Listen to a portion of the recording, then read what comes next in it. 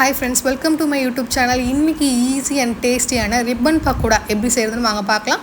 அதுக்கு முன்னாடி நம்ம சேனலை சப்ஸ்கிரைப் பண்ணிக்கோங்க, கூடவே பெல் பட்டனையும் கிளிக் பண்ணிக்கோங்க.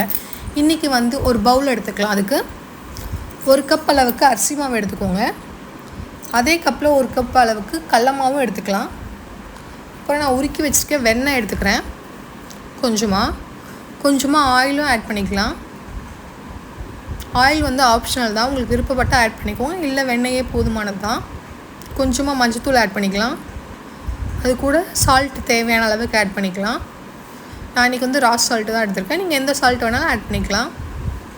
அது கூட பெருங்காயத்தூள் ஆட் பண்ணிக்கலாம். கொஞ்சமாகவே ஆட் பண்ணிக்கிறேன். பெருங்காயத்தூளும் ஆட் பண்ணிட்டு நல்லா மிக்ஸ் பண்ணி விட்டுக்கலாம். அந்த மாவு எண்ணெய் எல்லாமே நல்லா கலர்ற மாதிரி நல்லா மிக்ஸ் பண்ணி எடுத்து வச்சுக்கலாம்.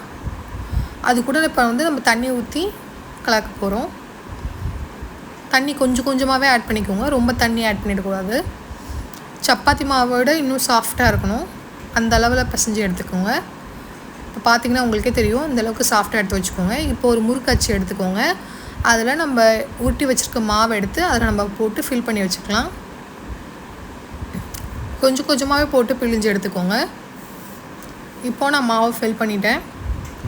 அதுக்கப்புறம் நம்ம ஸ்டவ் ஆன் பண்ணிக்கலாம். அடுப்பு ஆன் பண்ணி வச்சுட்டு ஒரு கடாயை வச்சுக்கோங்க. கடாய் நல்லா கொஞ்சம் காஞ்சதுக்கப்புறம் நம்ம தேவையான அளவுக்கு ஆயில் ஊற்றிக்கலாம். எண்ணெய் ஊற்றிட்டேன். எண்ணெய் நல்லா காயட்டும்.